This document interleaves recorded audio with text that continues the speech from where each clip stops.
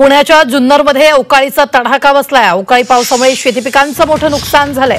अवकाळी पावसामुळे शेतकरी मात्र चिंतेत आलाय, कारण पुण्याच्या जुन्नरमधील अनेक भागात जोरदार वादळी वाऱ्यासह अवकाळी पावसानं हजेरी लावली आहे। अचानक पडलेल्या पावसानं द्राक्ष, कांदा आणि आंबा पिकांचं मोठं नुकसान झालेलं आहे। याचाच आढावा घेतलाय आमचे प्रतिनिधी हेमंत सापुडे यांनी।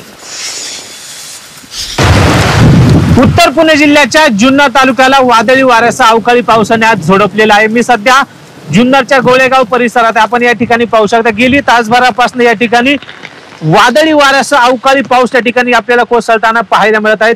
सध्या आपण जर या ठिकाणी पाहिलं तर शेतीमालाचं या अवकाळी पावसाने मोठ्या प्रमाणात नुकसान होणार आहे। अनेक शेतकऱ्यांची सध्या कांदा काढणी सुरू आहे, तर द्राक्ष बागाही शेवटच्या टप्प्यात हार्वेस्टिंग साठी आहेत आणि दुसरीकडे डाळिंब बागा असतील, इतर जे काही शेतीमाल असतील यांना या अवकाळी पावसाचा फटका बसणार आहे। बळीराजा शेतकऱ्यांनी मोठ्या मेहनतीने आपल्या शेतात शेतीमाल पिकवलेला आहे, मात्र ऐन उन्हाळ्यात खतर अवकाळीचे हे संकट कोसळल्याने शेतकऱ्यांचं मोठ्या प्रमाणात नुकसान झाल्याने बळीराजा शेतकऱ्याच्या मात्र चिंता वाढल्या असून गेली तासभरापासून या ठिकाणी सध्या पावसाची संततधार आपल्याला पाहायला मिळत आहे।